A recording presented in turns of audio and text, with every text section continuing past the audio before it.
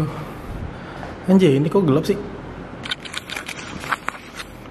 Walah, landscape-nya gue belum buka, cuk. Tuh, 2, 3, yuk.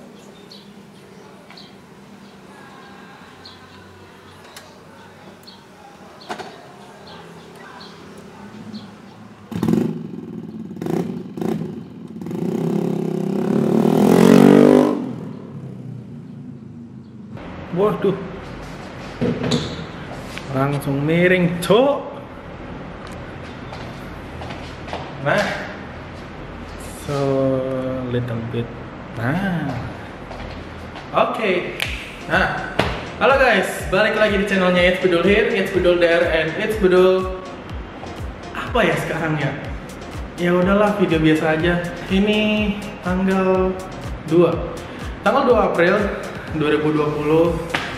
Kondisi sekarang lagi seperti ini ya, seperti yang kalian tahu, kita sekarang lagi susah banget keluar, kita susah ngejalanin aktivitas, terus kita juga apa ya, kayak semua plan-plan yang kita udah bikin, terus si virus ini datang dan semuanya hilang.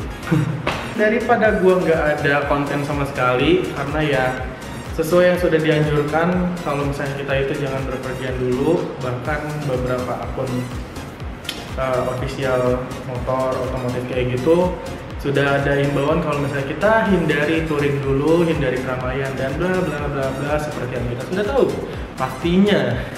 Tahu di video gua kebanyakan ngomong kayaknya. Di video kali ini gua daripada nggak ada konten, jadi gua mau mungkin ngebahas soal si corona inilah ya. Oke, mungkin ini video sedikit berbeda daripada biasanya ya, karena gue mikir gak tau, gue juga pengen ngomong gini, gue juga pengen ngehimbau sama kalian semua juga. Jadi langsung aja kita mulai topiknya. Corona, apa sih corona? Sebagian besar dari kalian pasti sudah tahu corona itu apa. Jadi itu virus yang berasal dari negara Tiongkok yang menyerang saluran pernapasan, jadi dari hidung, mulut, tenggorokan, kerongkongan ke paru-paru, dan semuanya langsung jadi nyebar si imun badan gitu. Jadi kalau misalnya kalian imunnya nggak bagus, si coronanya juga pasti bakal menjangkit kalian dan kalian jadi jatuh sakit.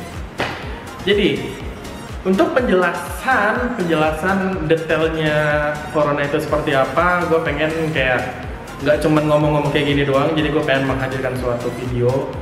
Ini untuk videonya gue tampilin, jadi nanti source-nya gue udah tampilin, so kalian coba simak aja yang ini ya. Sejumlah pasien dengan penyakit tak dikenal berdatangan ke Rumah Sakit Pusat Wuhan awal Desember 2019.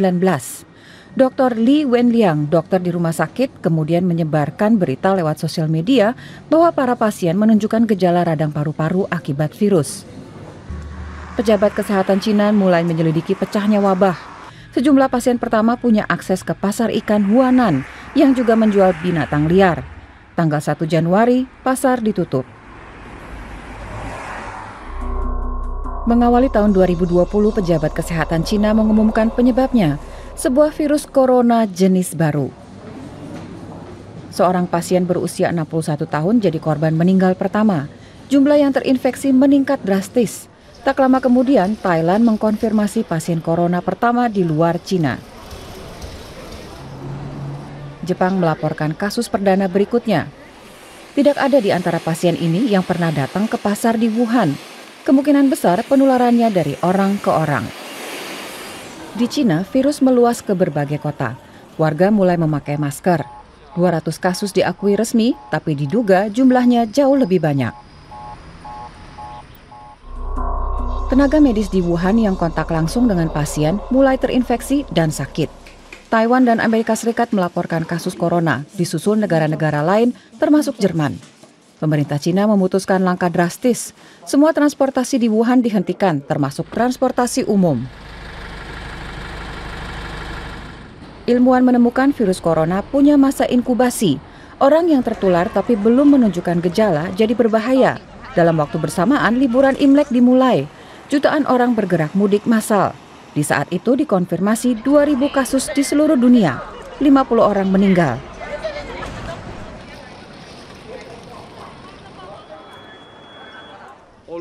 WHO menyatakan wabah sebagai situasi darurat kesehatan global dan menyerukan tindakan terkoordinir internasional. Awal Februari, Wuhan tetap ditutup total. Semua provinsi di Cina daratan melaporkan adanya kasus corona.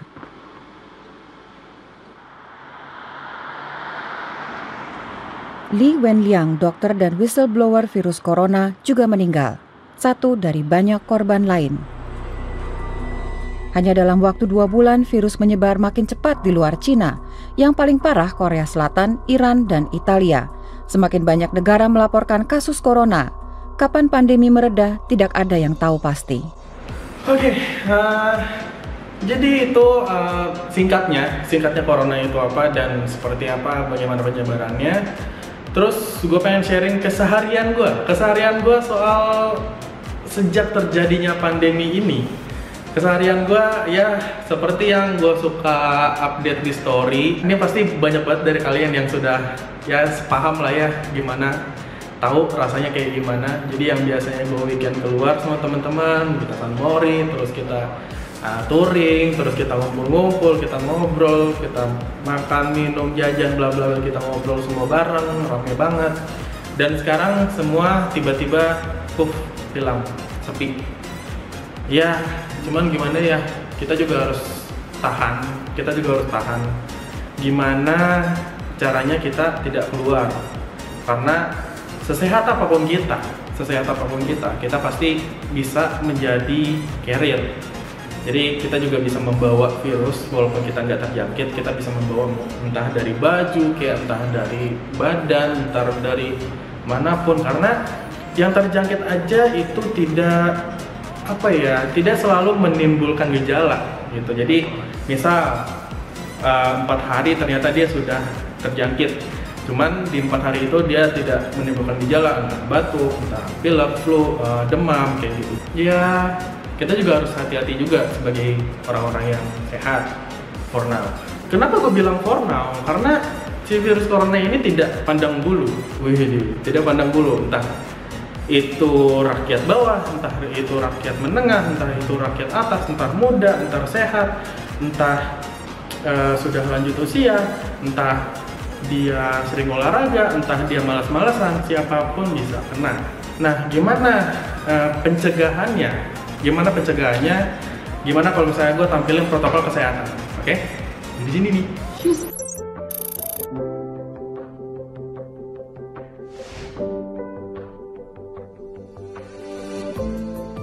Siapa yang berpotensi terpapar virus corona? Orang yang memiliki riwayat perjalanan 14 hari yang lalu ke negara dengan transmisi lokal COVID-19 atau merasa pernah kontak dengan pasien terkonfirmasi positif COVID-19. Apa yang perlu dilakukan jika memenuhi 2 kondisi tersebut? Bila Anda merasa sehat, maka dianjurkan untuk melakukan karantina diri di rumah selama 14 hari sambil memonitor kondisi tubuh. Bila Anda merasa tidak sehat atau timbul gejala, segera lapor ke petugas kesehatan atau hubungi Hotline Center Corona untuk mendapatkan rujukan pemeriksaan ke fasilitas layanan kesehatan. Gejala apa yang perlu diperhatikan?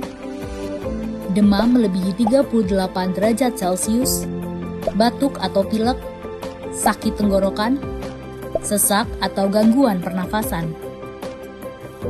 Apakah perlu langsung datang ke layanan kesehatan? Apabila gejalanya ringan, utamakan menghubungi Hotline Center Corona atau rumah sakit rujukan terdekat untuk mendapatkan informasi mengenai langkah selanjutnya. Sambil mencari informasi, ini yang perlu dilakukan. Tetap hindari keluar dari rumah, istirahat yang cukup, banyak minum air putih dan makan makanan bergizi, mempraktekkan kebiasaan bersih seperti cuci tangan, dan membersihkan area-area yang tersentuh permukaan tangan.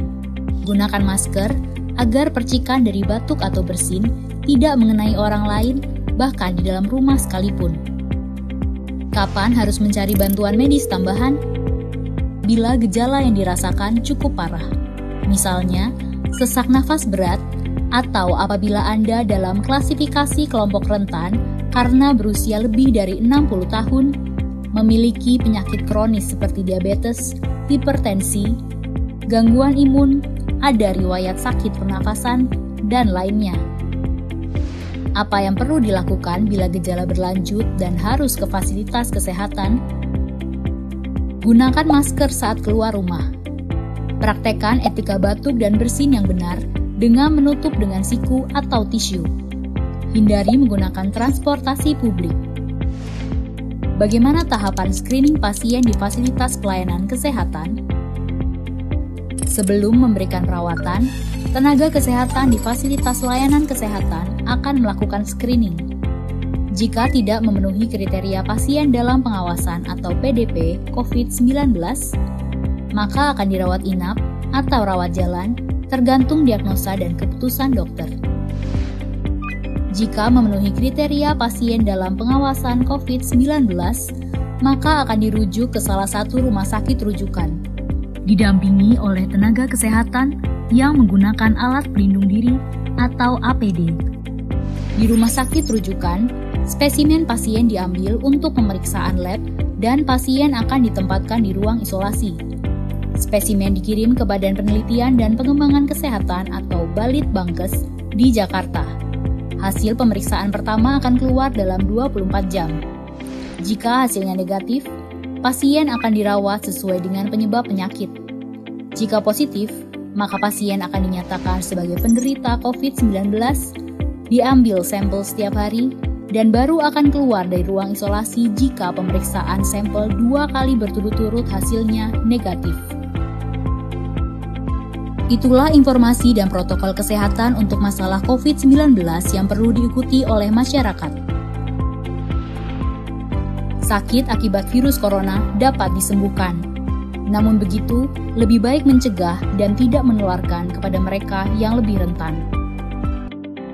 Oke, nah protokol kesehatan itu gue dapet dari Instagramnya Pak Jokowi, presiden kita saat ini. Protokol kesehatan ini sangat membantu buat kita yang tidak tahu harus apa, yang jelas gitu. Nah terus dari protokol kesehatan itu kita bisa belajar kebiasaan-kebiasaan yang bagus, seperti ya cuci tangan tapi ya pakai air yang mengalir dan pakai sabun. Karena apa? Although it sounds trivial, the very best thing you can do is to wash your hands. Soap is actually a powerful tool. The coronavirus is encased in what is basically a layer of fat. Soap breaks that fat apart and leaves it unable to infect you.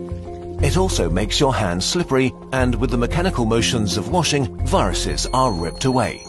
To do it properly, wash your hands as if you've just cut up some jalapenos and want to put in your contacts next. Gimana caranya kita bisa terhindar dari virus itu? Memang kita pasti bisa terkena, bukan kita pasti kena, kita bisa terkena. Cuma ada baiknya kita mencegah daripada kita mengobati. Ngomong-ngomong soal pandemi ini, mungkin ini bukan mungkin lagi ya, ini sudah bukan pertama kalinya sebagai umat manusia mengalami pandemi ini. Sekitar 100 tahun yang lalu itu flu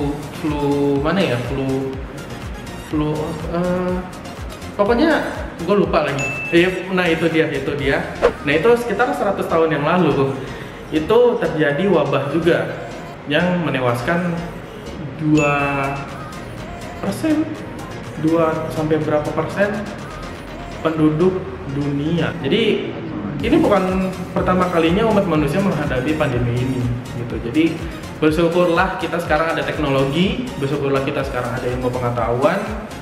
Ya kita doakan saja para medis itu selalu sehat selalu ya, terus APD-nya juga mencukupi, kesehatannya juga terjaga, biar mereka yang sebagai garda paling depan, garda pertama itu mereka selalu bisa jaga kita. Dan apa yang kita bisa lakukan? Kita hentikan mata rantai si penyebaran virus corona ini. Kurva yang melengkung habis ini artinya suatu saat wabah ini akan berhenti. Nah, garis ini mewakili kapasitas rumah sakit dan tenaga kesehatan. Jadi semua yang di bawah garis ini kemungkinan besar akan dirawat, tapi yang di atas garis ini kemungkinan besar kesulitan dan bahkan meninggal dunia. Nah, tugas kita adalah membuat kurvanya tuh nggak terlalu melonjak tinggi, sehingga semua orang yang sakit bisa masuk ke dalam rumah sakit dan ditangani oleh petugas kesehatan. Jadi gimana caranya membuat kurva ini menjadi landai? Orang itu sakit nularin orang lain. Nah, orang yang sudah sembuh, tubuhnya jadi punya imunitas, sehingga kemungkinan dia tertular lagi itu kecil atau hampir nggak ada. Sehingga caranya sebuah wabah apapun itu dari zaman dulu berhenti adalah ketika cukup banyak orang kena virusnya, lalu menjadi imun sehingga virusnya nggak bisa punya orang untuk ditularin lagi. Nah, kenapa selama ini kita perlu banget namanya social distancing atau ngejauhin diri?